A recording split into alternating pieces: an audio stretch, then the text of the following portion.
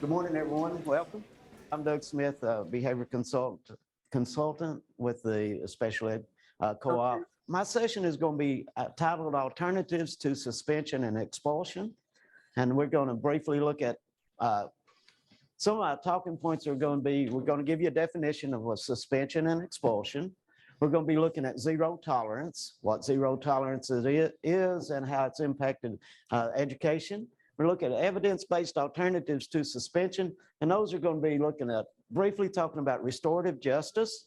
We'll be talking about school-wide PBIS, social emotional learning, and trauma-sensitive schools. Then we're going to do a little activity and kind of wrap things up. So, definition of suspension and expulsion. Suspension refers to the relatively short-term removal of students from school for a disciplinary infraction. Suspensions are short-term, and expulsion refers to the procedural removal of a student for a longer period of time, typically involving a decision by the superintendent and the school board. And one of the main differences is the severity of the behavior that you see. It's either less severe behaviors warrant suspension, as the more severe behaviors are expulsion. So what do suspension and expulsion accomplish? What does that do for the school? What does that do for you? What does it do? Any ideas? What does it accomplish? I thought it's called me. Their basement flooded in one spot. They're gonna call us. Okay, so if I'm a teacher and I got a young person, a kiddo that's acting out, and I go to the principal and say, look, we're gonna have to do something. You know, this has been going on for so long. I need some help. And so we suspend the kiddo. What does that do for you? Gives them a minute of relief, right? I mean, seriously, you know, goodness gracious, thank you for helping me out.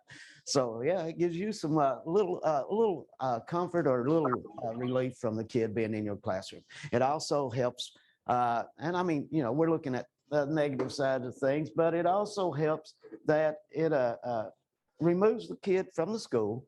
It makes the parents aware of that behavior or what's going on with the kiddo, because a lot of times the students don't tell their parents what's going on, and we don't get to communicate with parents as often. So the parents become aware of the situation and or know what's going on then. And it also provides temporary relief for frustrated school personnel. Like I said, I get respite from this kiddo. But what in reality, what happens is what happens when the kid comes back to school? We play catch up, try to get them caught back. Wait a minute, you mean to tell me while they're suspended, they're not sitting at home doing their work, studying and trying to get what? You know they are, right? They come back, we're trying to get them caught back up. Also, when they come back to school, you know, they oftentimes feel alienated. You know, other kids pointing and talking and making fun and things like that, you know. And if it works, I got suspended for something silly.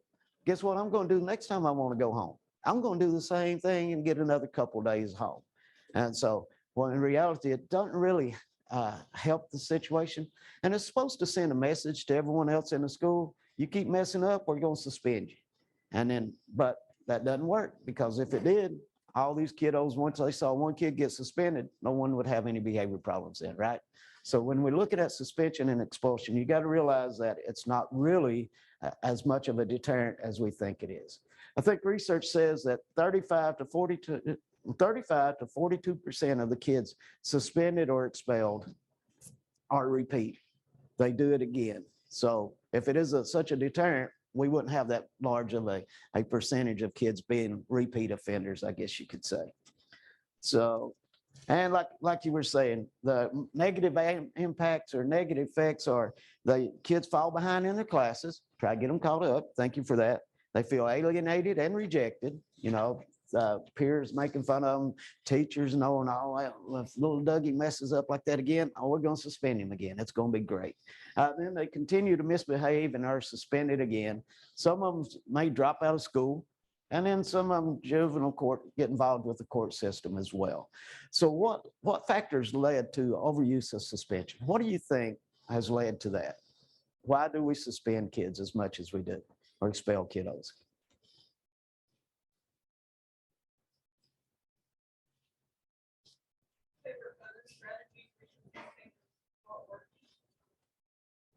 Continuing to have those behaviors no matter what we do. Oh, good. Yeah, yeah. So we've used all the strategies that we know and we don't have anything else to use. So what do? I don't know what to do. Or we've not tried anything. And we just, the first thing is we got to get them out of school. We have to have relief. And then plus the other thing is the belief that students don't understand their misbehavior is wrong unless we have some severe punishment for that behavior. So that is one of the things that led to overuse. Teachers feel unsupported too when students that are misbehaving aren't disciplined in some way, and there's no consequences for the behavior. And that's what you see a lot of times. Well, it doesn't matter what I say. It doesn't matter who I send little Dougie to the office for. Nothing's going to happen anyway. So teachers become frustrated and they feel like they're not supported. And like you said, we don't have any other alternatives. We've used, or this is the only thing we can think of. And hopefully today we could talk about a few things that we may be able to put into place or think about before sending little Dougie to the office, or before we got to get him out of this room or out of this classroom or out of the school.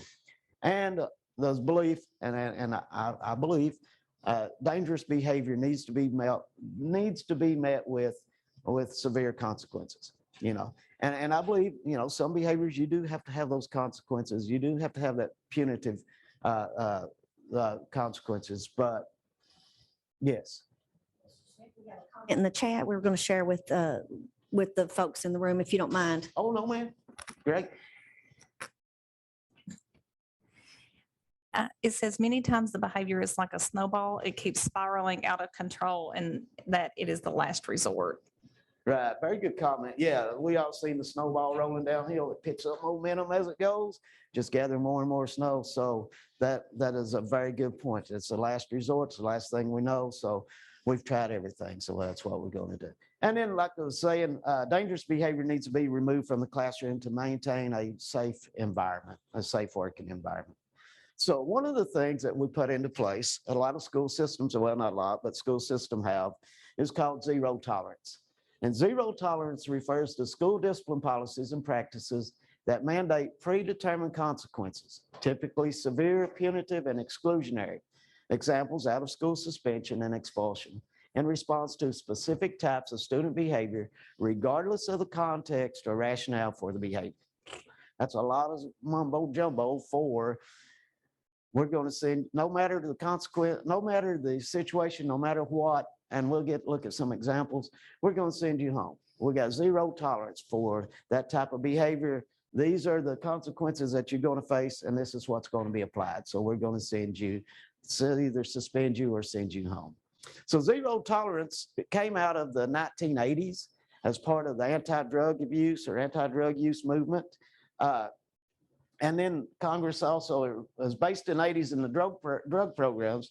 It was picked up in the schools in 89 and 90, you know, which is to keep the drugs out of the schools, and then 89 and 90 to keep weapons and guns out of the schools. In 1994, the Gun-Free Schools Act becomes law, which refers to firearms, you know, so of course, we've seen school shootings in the news. We've read about that. And then, well, just recently, the shooting in the subway station, or the subway, what was it, New York? That was happening. So things like that. So we want to keep our kids safe. So we want to remove those guns or keep guns out of school. And then also in 97, the Gun-Free Schools Act was updated to include weapons and drugs. Kids were being suspended for coming to school without a uniform, not in uniform. How many of you guys, I mean, I carry a pocket knife with me, you know, so, or a little fingernail file. How many of those, that could be looked at as a weapon? So guess what? If I've got my fingernail file out, filing my nails, and someone sees it, zero tolerance policy says you can't have that at school. That's a weapon. You're expelled. Does that make sense? Yeah, you know, so sometimes we don't think about that. So if we look at this picture, here's a couple examples of our zero tolerance policy. This young man right here, he was suspended for bringing a weapon to school. You see the weapon? This little fellow right here. You know, it's a gun for an action figure. You know, they used to be G.I. Joe. I don't know what they are now. So, but anyway, so we seen this kiddo, he's got this gun at school. Oh, zero tolerance, we got to suspend him. He's out of here. It says no weapons of any type. Come on, people. I mean, seriously. You know, there's another kiddo after Sandy Hook. Oh, he was 6, I think. And he was at his classmates going pow, pow, pow, like little fellas do, you know, not meaning anything at all by it. In fact, his parents had kept him shielded from that information from what happened at Sandy Hook. They didn't want him to see what was going on or hear any of that in the news. A teacher got upset over it, took him to the office, and they expelled the kiddo. Yeah, like I said, just a little fellow. There's another example of a kid in Virginia. He was out on the playground with a pencil, and him and his buddies were shooting at each other or playing shooting at each other. They suspended him or expelled him because and he was playing, you know, he was a Marine, his dad was a Marine, and they were playing. I mean, you know, when I was a little fellow, we played the, you know, cops and robbers and stuff like that. You know, we're out now. I'll do that at school, it'll be suspended. And there's a lot of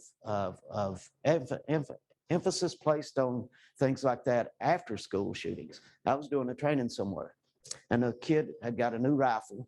His grandpa bought him a new rifle for hunting season. He was all excited, so he was telling his peers about it. One of the teachers heard him talking about it, took him to the office, and they suspended the kid for 2 weeks because he was talking about guns in school. You know, I mean, you got to use your head sometimes. So just think about that. This young lady right here, she's 12 years old. She was arrested, put in handcuffs, taken to jail, or taken to the police station because she was doodling on her desk. She was writing on her desk. Zero tolerance policy said no graffiti. You know, they were battling gangs or fighting the influence of gangs. So what she wrote on her desk, she doodled or wrote on her desk, so they suspended her. She wrote, "I love my friends. I love this school. Z," I think her name was, yeah, Z was here on this date. And it was a washable marker. So, I mean, easily wiped off. But what do? That's graffiti, send her out, suspended her. Yeah, zero tolerance. If it does what it's supposed to do, I'm all for it. But when it comes to these examples, we got to think about that. You know, use common sense a lot of times with zero tolerance. But yeah, it was just, and I know, you know, I wrote on desk before, you know, so thank goodness I didn't get it suspended. Now, a lot of times though, with zero tolerance, when we think about it, like we said earlier, it doesn't put the kids at home studying, doing what they're supposed to do, getting caught up. A lot of times, some of our kids wind up running in the neighborhood. If you're not at school where you need that support, that structure, that consistency, that routine to be able to stay focused and not get into trouble, what are you going to do? So we got to think about that. These kids aren't being supervised. They were just put out on the streets. So and also sometimes then they become more involved with things going on in the neighborhood than what they should be exposed to. So if we look at this cartoon, it says, we can't afford to save this one, but don't worry, someone will catch him. So we drop him out of the window, kick him out of the alternative school, kick him out of the school setting, kick him out of the learning environment where it is more beneficial to him. Either the gangs are going to catch him, the judicial system winds up with him, or they wind up in the welfare system. And we see this a lot of times with some of our kids, that generational poverty, that Papa or Mama didn't work, they drew a check, you know, Mom and Dad don't work, they draw a check, I'm going to draw a check, you know, and not saying all kids do that, not saying that's really what's going to happen, but a lot of times that's what happens because little Dougie is driving us crazy at school, get him out of here. And then when you do that, that winds up in this. Another thing with zero tolerance, it calls for a lot of, it causes our students to drop out. And these dropouts are these underperforming public schools lead to a lot of dropouts, which then in turn leads to overcrowding in the prisons. It's a school to prison pipeline, as they call it. So just remember, if they're not there at school getting that support that they need, you know, what could possibly happen to them? Schools now provide a lot more, I guess, services than just educational. We provide mental health services as well. Use the teachers as educators, provide mental health services to these kiddos without even realizing it. You know, because when kids are having problems, who do they come and want to talk to? Who do they want to vent to? Who do they look for help? Because everyone else has not really helped them. They've kind of let them down. So they come to you looking for that help and that support that we need. So we're going to look at some evidence-based alternatives to suspension and expulsion, because we already realize that that's not really the answer to a problem. So some of these alternatives are restorative justice or restorative practices. You may have heard of those. We'll talk briefly about some of those things and what those could look like. School-wide positive behavior interventions and supports, or PBIS. Everyone's heard PBIS, I'm sure. We all trying to do better with our PBIS school-wide settings, also classroom as well. So we're all working on those, and that's going to be something that's going to continue work. It's going to continue to be looked at throughout. Social emotional learning is a big deal now, because with the kiddos coming back from the pandemic, not being in school for several months. And so that is a big push by the State Department and by everyone, social emotional learning. And then we're going to look at trauma sensitive schools. And some of us have had trauma sensitive or trauma informed care training and things like that. And some of this stuff may be just a repeat for some of us, but it kind of helps to refresh our mind and think about these things again when we're looking at students that we work with.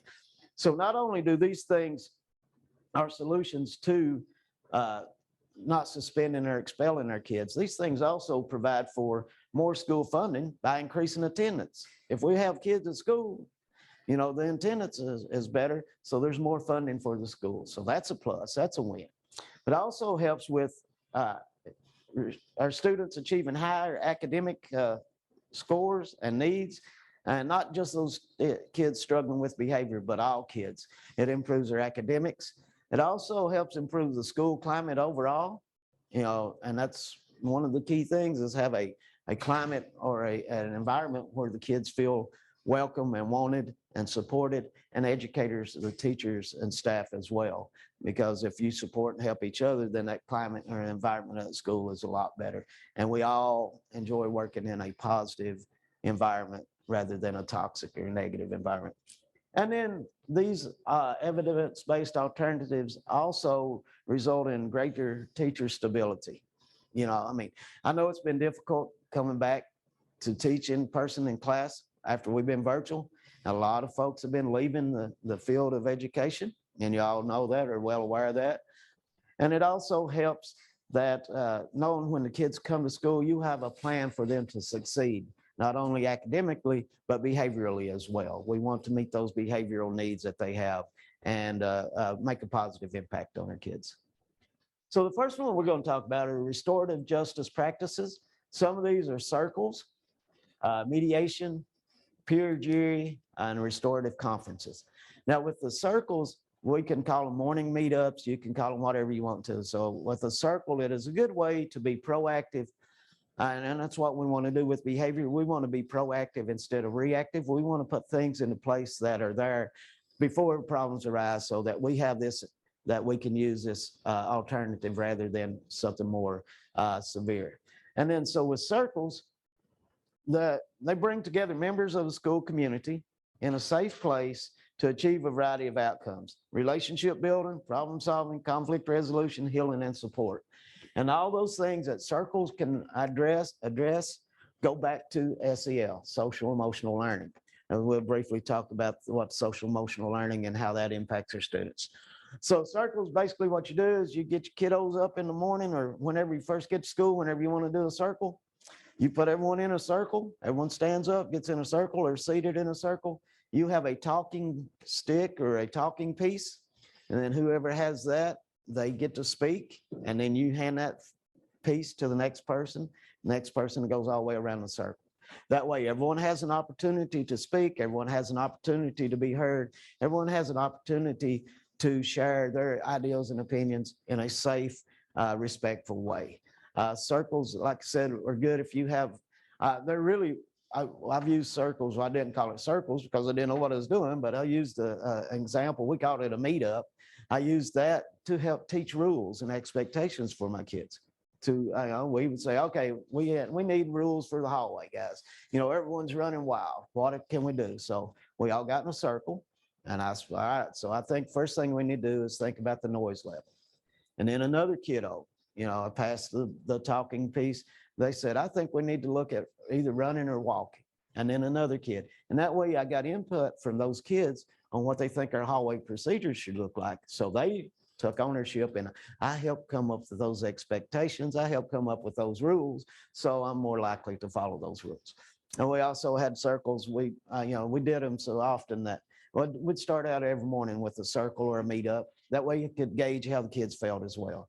It's just a quick, how's everyone doing on a scale of 1 to 5, 1 being blah, down in the dumps, it's rainy all day, to a 5, it's bright, sunshiny unicorns and rainbows, and I'm thrilled and happy to be here. So you could check in with the kiddos. And a lot of times we need to do that with our kids now to meet those social emotional needs, because you don't know what's going on with the kids that we're working with. A lot of we don't know where little Dougie goes after school and what happens to it.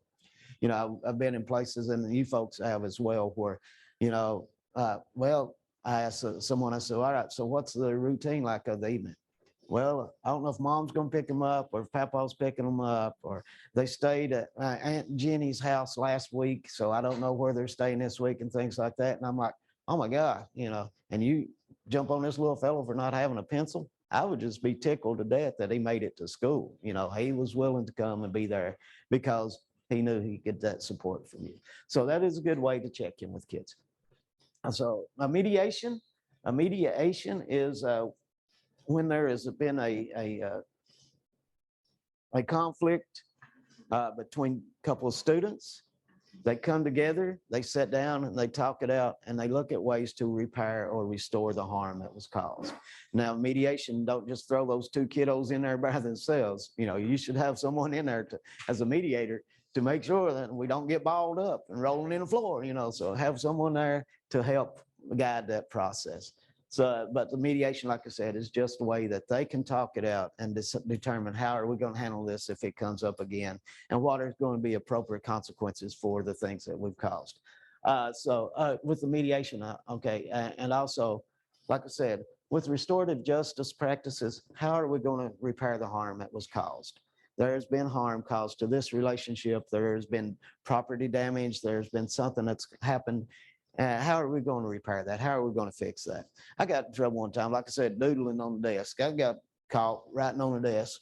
I had to clean my desk and every desk in the whole classroom. I mean, that was it. I was like, good gosh, man, I ain't going to do that again. So seeing kiddos, something was taken. So this kid had to apologize to the student that they stole something from. They had to replace the item, and then they also had to pay for it. And so that, those were restorative practices. Those were things that repaired that harm. So if we look at a peer jury is a way that students have difficulties, or they have a conflict, or they have a dilemma. They come together in front of their peers, and it's just like a court case. They present their side of the story, and then the peers determine what are the consequences and how are we going to move forward from this. You would also mediate this. You would be there to help guide this process, but it's up to those students to determine what are going to be the consequences and how are we going to move forward from this.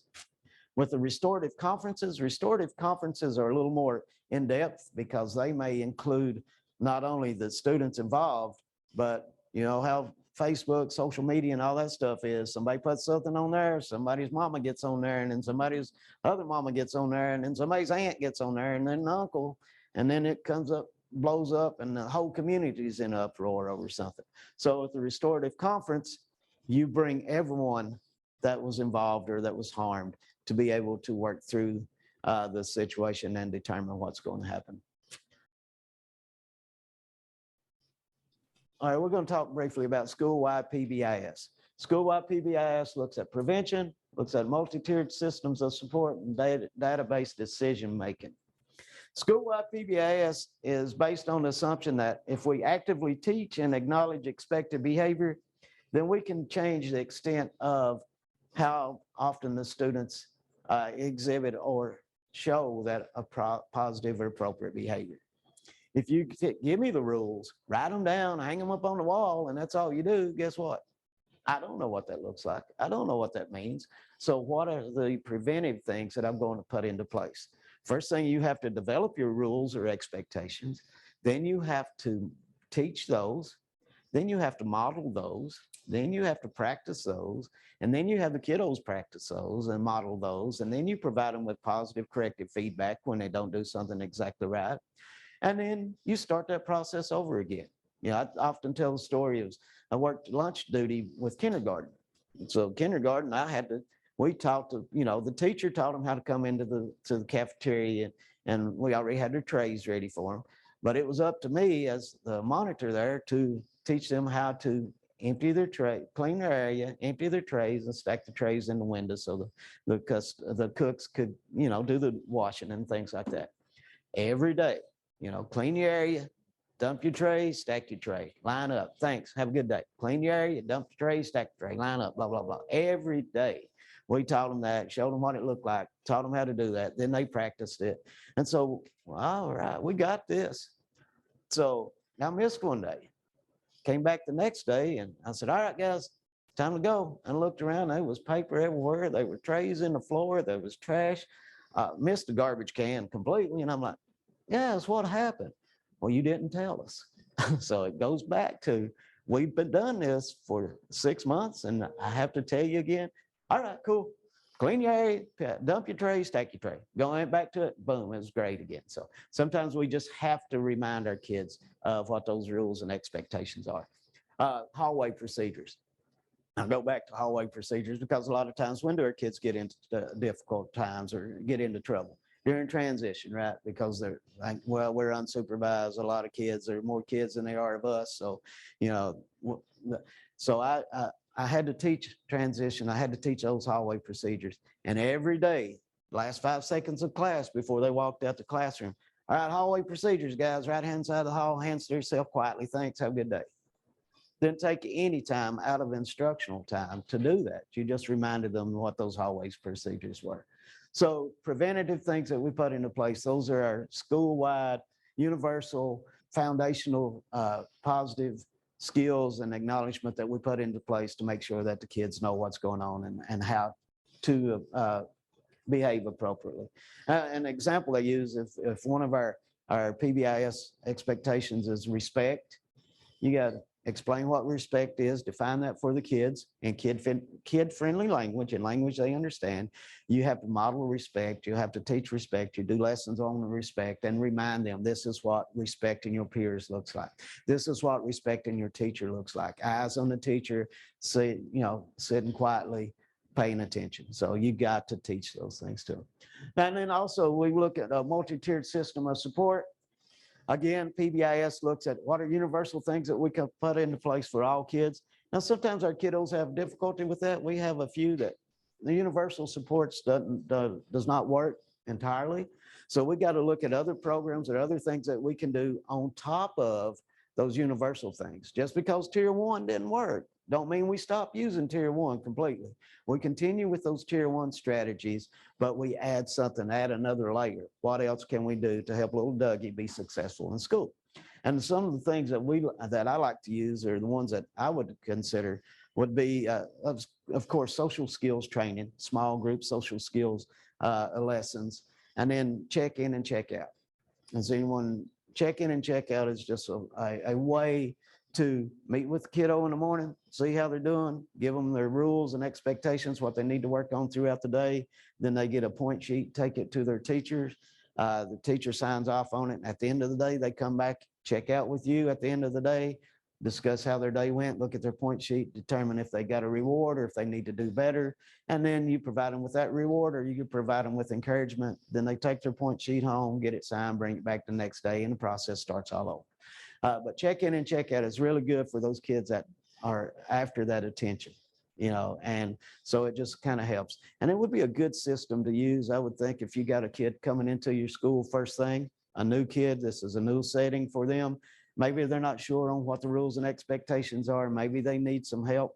A lot of times we just get them in there and we think, well, they should know all this stuff because, they've been to a school before, they transferred in. So, but just remember, this is a whole new setting, whole new environment. Everything's new to them. So you have to teach them what you want to see.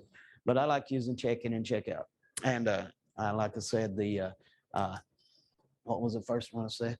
Oh yeah, small group social skills training.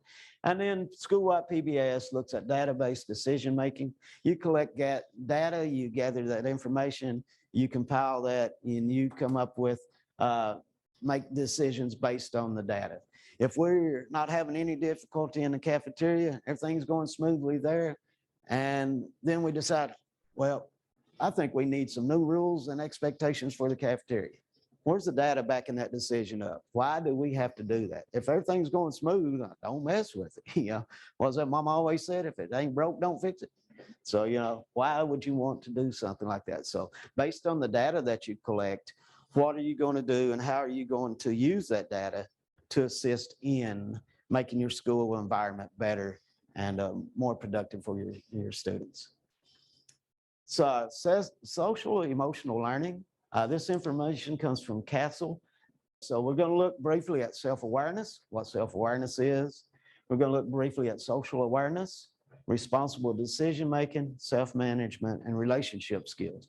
And like I said, going back to using circles, using peer jury, using mediation, using those restorative conferences, they all hit on self-awareness, social awareness. Those strategies hit on social and emotional learning. Now, social and emotional learning is not just, all right, well, I've got all these lessons I have to get in. You can throw social and emotional learning activities into any class that you have throughout the day.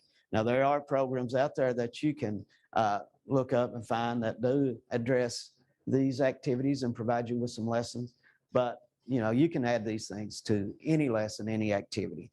So social emotional learning is the process of acquiring and effectively applying the knowledge, attitudes, and skills necessary to recognize and manage emotions, develop caring and concern for others, make responsible decisions, establish positive relationships, and handle challenging situations capably. So if we look at self-awareness, what do you think self-awareness means? Being aware of your own actions. Very good. Yes, it's being aware of your own actions. All right, let's expand on that. Very good. That's a good start. Anyone else? What about being aware of your emotions? Being aware of how your emotions, your attitudes, what affect that has on the students that you work with. How many times we go into class in a good mood, blah, blah, blah, and class goes really well. Going to class, kicking your feet, head down, rah, rah, rah. What happens? Somebody has a bad day. And it's usually all the kiddos have a bad day because you're in a bad mood and that transfers over and then they get in a bad mood and then you blame it all on the kids. When you look in the mirror, that's where your problem came from. 100% of my problems are because of me. So that's the way I look at it. So self-awareness is, like you said, being aware of yourself, being aware of your emotions. Also, it includes being aware of your thoughts, your values, how those things influence your behavior. And then it recognizes your strengths and limitations. Self-awareness is, what am I aware of? My strengths, my limitations, my weaknesses. What can I do to make myself better, to improve my skills and my ability to work with students? Social awareness. All right, let's think about social awareness. What do you think now?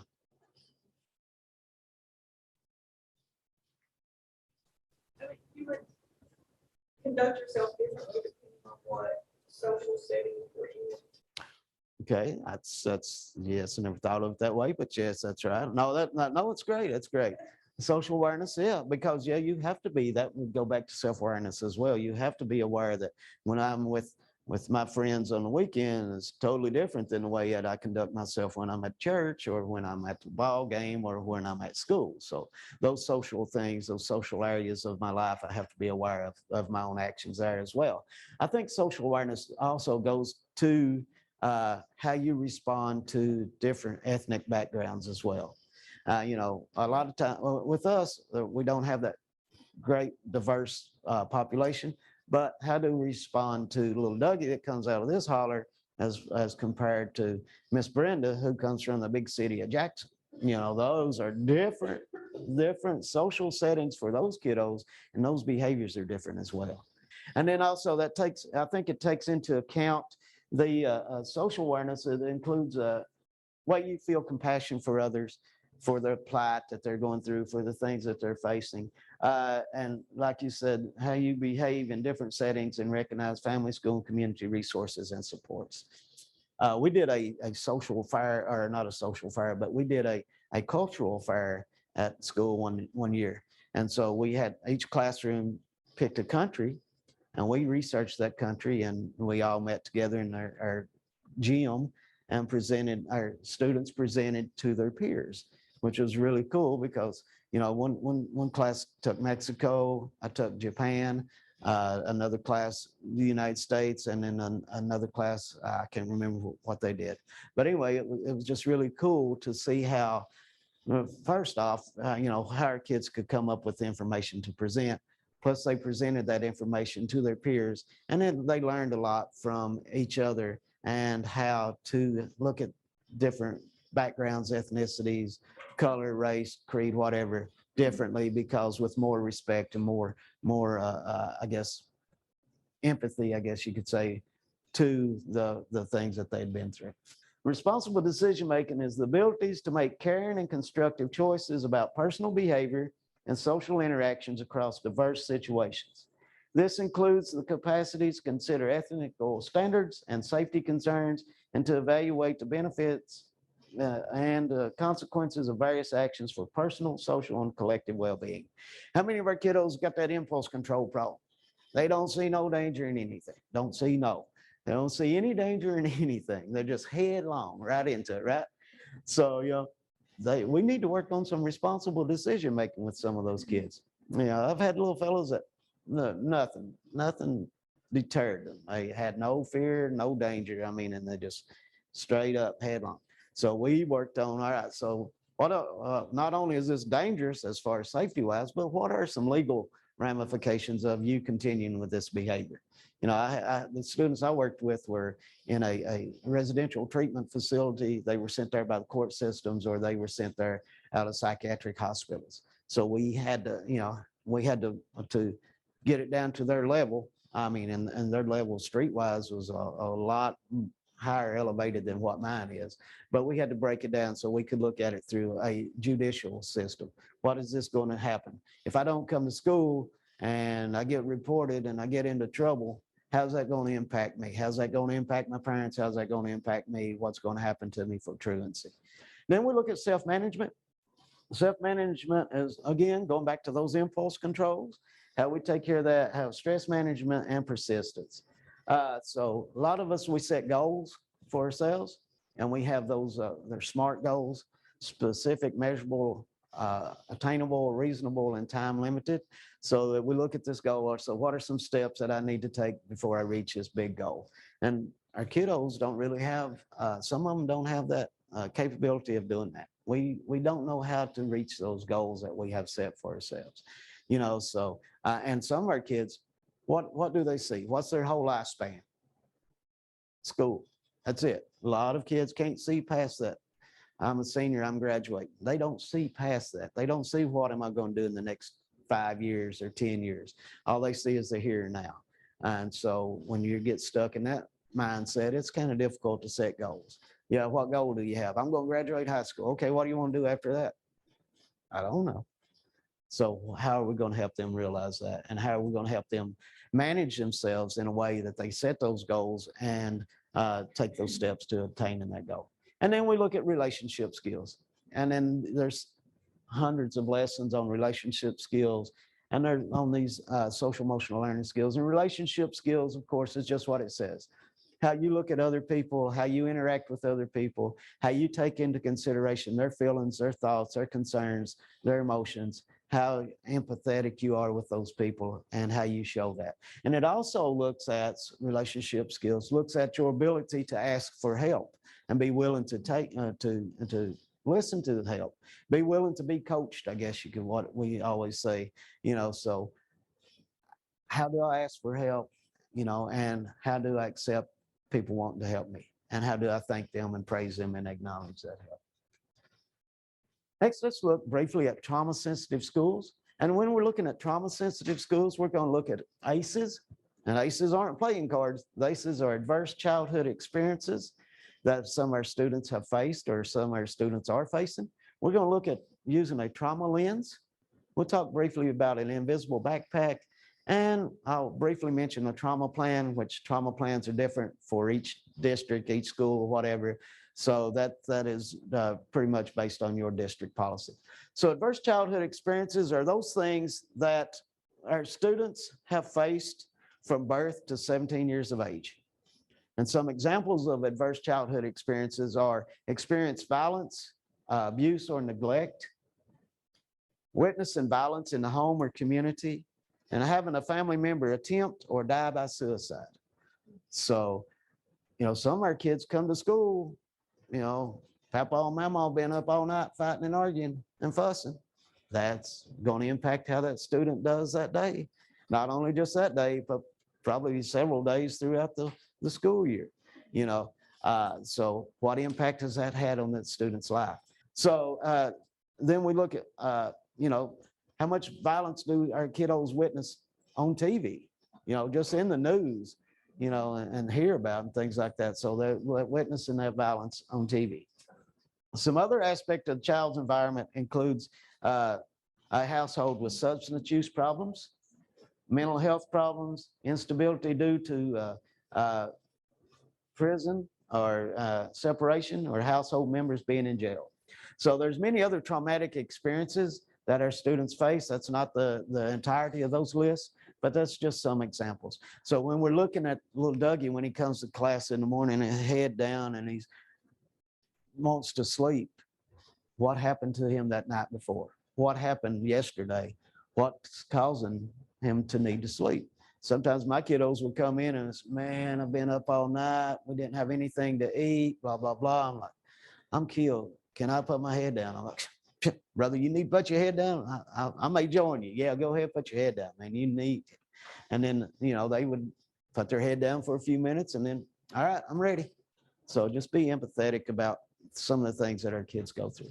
When we look at it, look at our students through a trauma lens, we're looking at what's happened to that student and not what's wrong with that student. Don't pick up that, psychoeducational report or that IEP and look for the label. I mean, yeah, that's important. Don't get me wrong, but look at what's happened to little Dougie before you got it. And when you look at that and you look at the impact of the traumatic experiences or adverse childhood experiences that he has gone through, then you'll be a little more empathetic about how you're going to deal with his behaviors. So when we're looking at our students, use a trauma lens, what has happened to that student and how can I help restore or fix the harm that has been caused. An invisible backpack. It's just imagine everyone, not just our kids, but everyone carries an invisible backpack or invisible suitcase or whatever it is. Mine, you got to have one of those rolly things, invisible wagon to drag along with you. That's all the thoughts, the feelings, the emotions, the perceptions that they have. That's all the things that's happened to that student or happened to you throughout your life that you carry with you. And it's usually the negative and bad things that you carry that nobody else sees. And you don't want nobody else to see because, you're either ashamed or embarrassed or you're afraid that they see what's in this backpack, it'd scare them to death too, So, I mean, those are all those things that they carry with them. Many of those thoughts and beliefs lead them to a false perception of the world, that the world is a cruel place. Everyone's out to get me.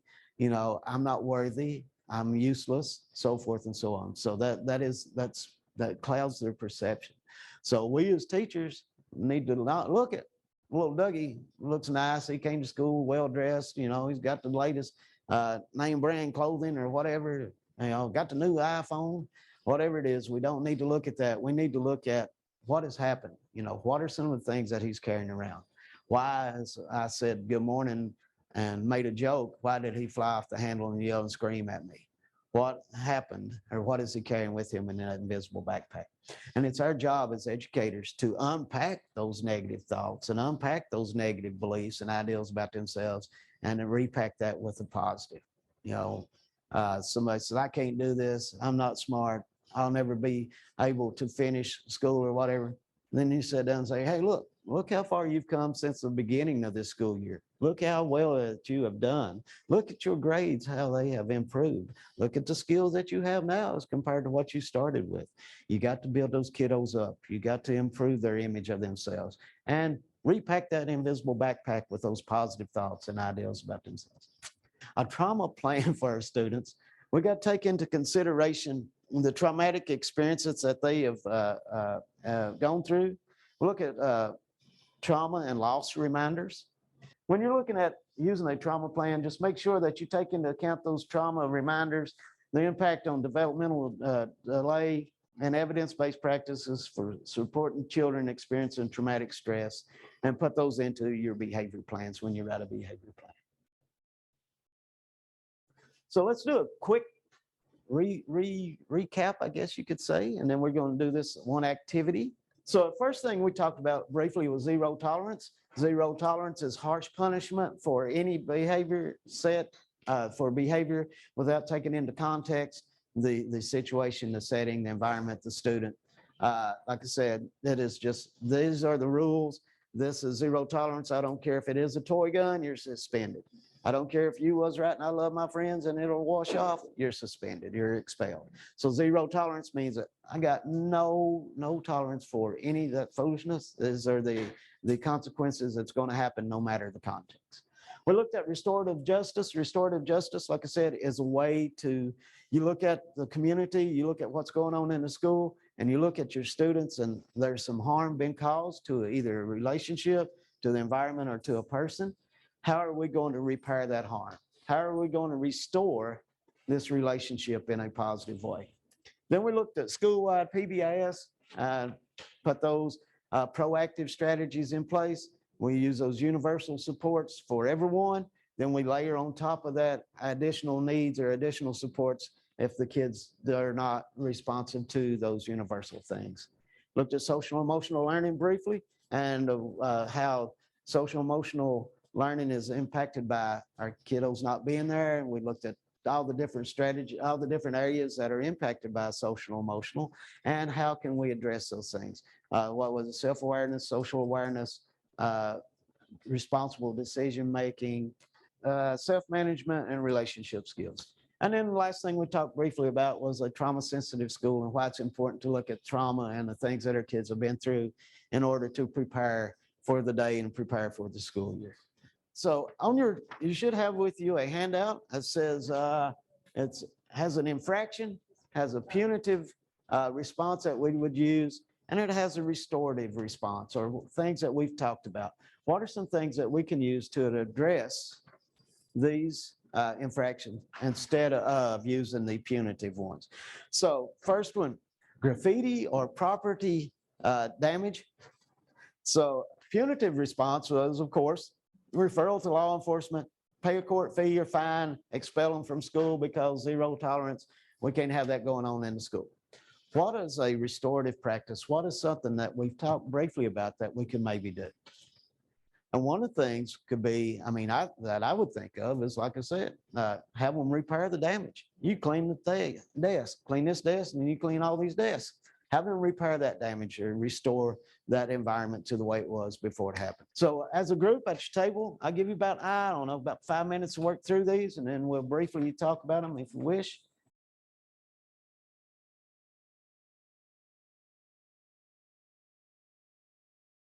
So the punitive was that the sanction was given to just stay away from the person altogether. And we thought it would be good to have them write out the positive things about that group or individual. Not that they would have to be shared with that person, but like make it even like more or just make a list of positives for that student, so they can see the good in them instead of having to see the bad. Oh, wow. Wow, great. Love that idea. Awesome. So these folks talked about ridicule or racial slurs. And then the punitive was tell them to stay away from each other. That really works, right? You know, so and then they decided that they would have them write a positive note or positive thoughts about the not necessarily that person, but maybe that group, and share that. And then maybe you could do a wall or something on the board that they could go up and write things up there and things like that. So good. Real good. Awesome job. Thanks, folks. I really appreciate it. And again, my name's Doug Smith. My contact information is doug.smith@theholler.org or doug.smith@hazard.kyschools.us. Thanks, folks, for being here, being with us today, and enjoy the rest of your day. And I appreciate your participation. And if I can be of any assistance, please feel free to reach out. Thank y'all. One last thing, be safe, be kind, be exceptional. Thank you.